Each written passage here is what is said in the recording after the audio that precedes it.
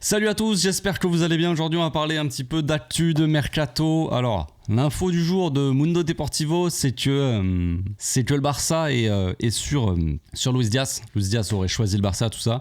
Et puis, ça, c'est la une de Mundo Deportivo. Et puis, ce matin, on a eu l'info d'une source plutôt de médias allemands qui dit que Luis Diaz serait d'accord avec le Bayern Munich. Journée classique dans le Mercato.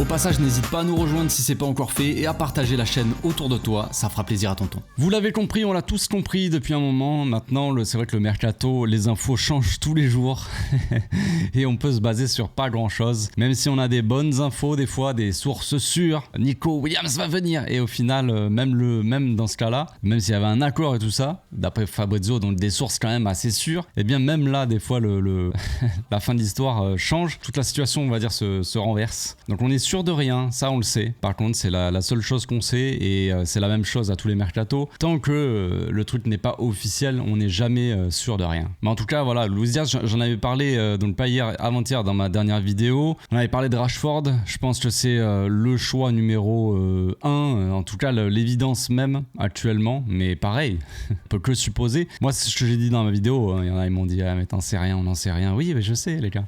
J'ai pas dit, ma vidéo n'était pas officielle. Rashford machin, mais en fait par rapport à toute la situation et comment je vois cette situation là d'aller chercher un ailier, on va dire, avec le refus de Nico Williams à prolongation pour lui, le refus aussi de Liverpool par 2 fois déjà, qui ont refusé les offres du Barça, qui ont même rejeté les premières offres du Bayern qui étaient plus élevées que celles du Barça. Je vois pas comment c'est possible que le Barça aille chercher Luis Diaz, tout simplement. On sait que Liverpool ils veulent 80, nous on veut pas mettre plus de 60 apparemment, donc voilà, c'est compliqué en fait, tout simplement, ça matche pas quoi. Il y a quelque chose qui va pas, ça colle pas. Voilà, ce sont juste des mathématiques. Il manque un petit peu 2 millions à notre offre, c'est comme ça.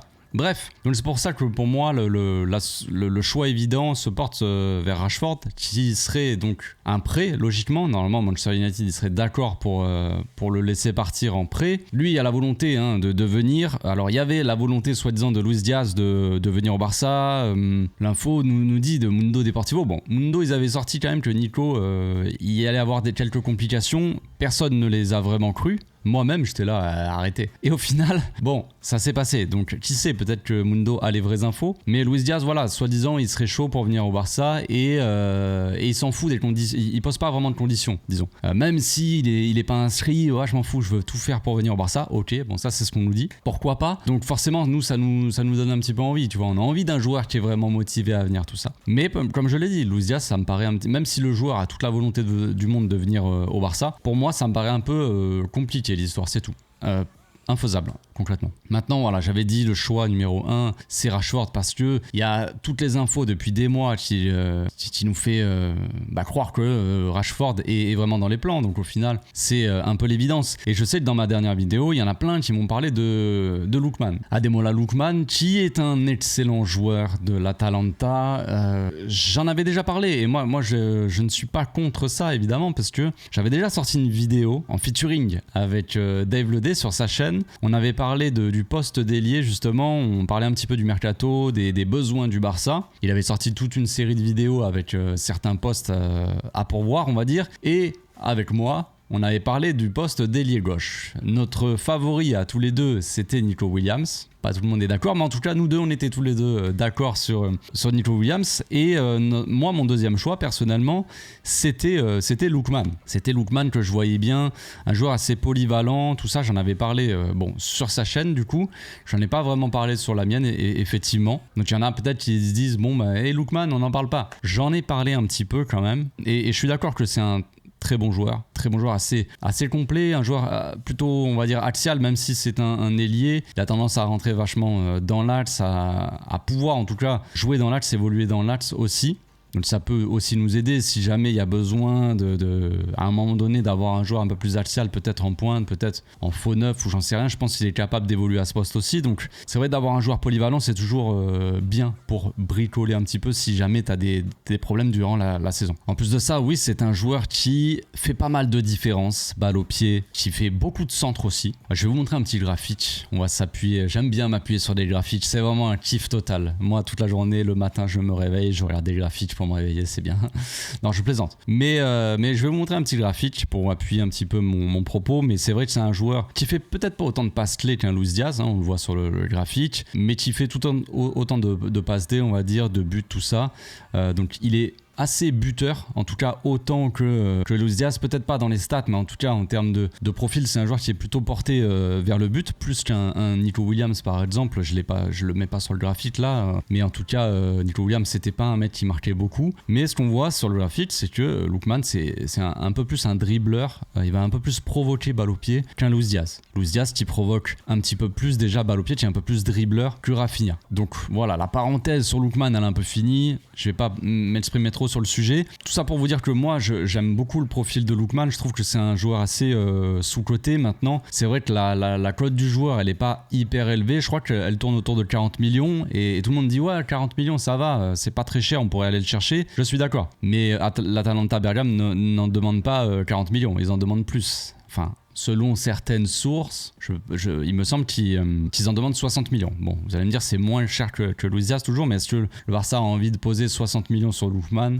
ou pas? J'en sais rien. Est-ce que c'est le bon choix à faire aussi? Est-ce qu'il faut aller chercher Lookman et est-ce que ça va être lui la solution, en tout cas le joueur à aller chercher absolument? Je n'en sais rien non plus, ça on le saura que s'il vient et réussit au Barça. Mais voilà. C'est le club qui décide un petit peu et en fait surtout ce que je dis c'est que je parle pas beaucoup de Lookman parce que il y a zéro info sur lui. À quel moment on a vu une info sortir qui disait, alors oui il y a une info qui était sortie il y a vraiment longtemps qui disait qu'il y avait plusieurs pistes au poste d'ailier gauche, ça parlait même de Leao, ça parlait de Luis Diaz, ça parlait de Nico Williams et il y avait Lookman dans la liste. Maintenant c'est le seul moment où j'ai entendu parler de Lookman, sinon là dernièrement il n'y a plus vraiment de quoi que ce soit sur lui. Il n'y a pas vraiment d'infos là-dessus. C'est pour ça que j'y crois pas trop, quoi. Pour revenir un petit peu sur Luis Diaz et pour parler un peu de Fabrizio Romano, qui est un petit peu le seul à donner des infos concrètes, même s'il avait dit qu'avec Nico Williams, il y avait tout un accord, tout ça. C'est vrai qu'il avait parlé aussi des dernières, quand il a sorti ses dernières infos, il avait dit que ça pouvait bloquer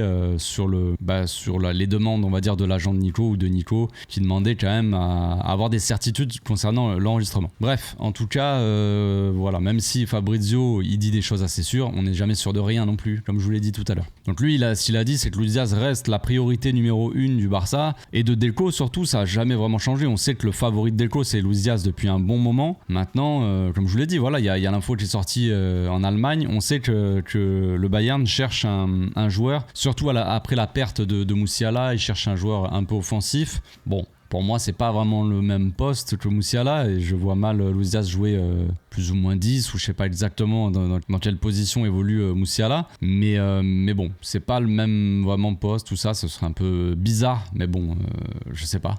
En tout cas, c'est l'info qu'on a. Donc on sait que Diaz, il est désireux de changer de club. Il avait l'envie d'aller au Barça. Maintenant, peut-être qu'il a envie aussi d'aller au Bayern. Peut-être qu'il ira au plus offrant, on ne sait pas. L'info qu'on a aussi, c'était que Luis Diaz, il attendait un petit peu il y a eu les funérailles de Diogo Jota, tout ça. Donc il attend un petit peu que tout ça se passe un petit peu avant d'aller voir son club et de demander à être transféré ou en tout cas voilà, demander à partir vraiment. Voilà, c'est gentil de sa part de s'inquiéter de tout ce qui se passe avec Diogo Jota, lui qui est pas allé à l'enterrement, mais bon bref, ça c'est notre info, c'est un petit peu bizarre mais bon, pourquoi pas. Sinon on va parler un petit peu d'autres petites infos. Vous savez, Rooney Bargi qui a passé sa visite médicale, en tout cas une première partie je crois de la visite médicale, ça se fait en plusieurs parties, vous savez pas.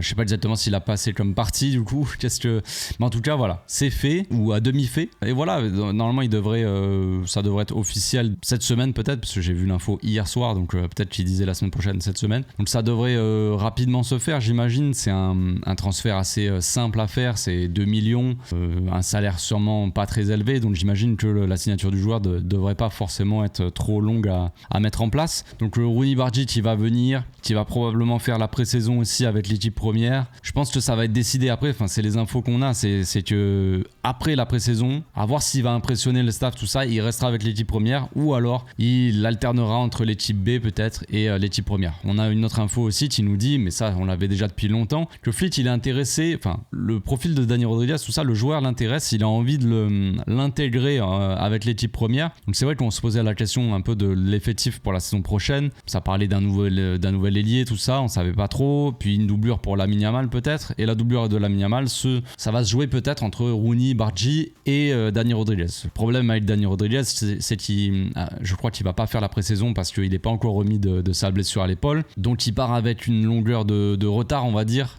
sur Rooney, qui va pouvoir faire lui la pré-saison et potentiellement impressionner un peu le staff. Maintenant, je pense que Dani Rodriguez, il est au club depuis un petit moment maintenant, il est à la Masia, donc forcément Fleet, il a pu voir des matchs, il a pu voir évoluer le joueur à l'entraînement, tout ça, donc il connaît déjà un petit peu le joueur. C'est pour ça aussi qu'il a dit qu'il comptait sur lui pour la saison prochaine. Dernière petite info aussi, et je fais la transition parce qu'on va probablement en parler dans pas longtemps. Vous savez, la dernière fois que j'ai fait un petit focus sur Landry Faré, et il y en a pas mal qui m'ont demandé la prochaine vidéo fait sur Ibrahim Diarra. Je comptais faire sur Tony Fernandez, mais c'est vrai qu'il y a plus de demandes peut-être pour Ibrahim Diarra, donc peut-être qu'on va se diriger vers lui, qui sait. Mais en tout cas, il y a une petite info qui est sortie qui dit que Fleet et son staff, ils ont préparé une sorte de préparation avant la pré-saison, tu vois, préparation physique pour qu'il soit prêt pour faire la pré-saison avec l'équipe première, et il est en train de suivre tout ça.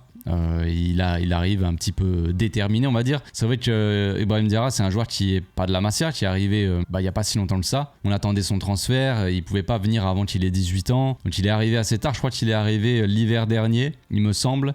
Il a joué avec les juvéniles, il a pas joué avec la B, pas un seul match je crois. Donc il a fait la Youth League, il a participé au championnat, tout ça, et à tous les trophées qu'ont gagné les juvéniles A. Donc voilà, c'est un joueur à fort potentiel, un joueur qui est assez polyvalent aussi, qui peut évoluer à plusieurs postes, mais on en parlera très prochainement. On fera une petite analyse sur lui, un petit focus, et ouais, ça va être un profil intéressant. Je pense qu'il va arriver déterminé en pré-saison. Je pense que ça va être intéressant de voir aussi tous les jeunes potentiels qui peuvent intégrer l'équipe à l'avenir. Et je pense que vous êtes d'accord avec moi parce qu'il y en a plein de vous qui veulent voir donc le focus sur Ibrahim Diarra. Donc on va faire ça cette semaine parce que la pré-saison démarre bientôt, les gars. Retour à l'entraînement dans une semaine, le 13 juillet.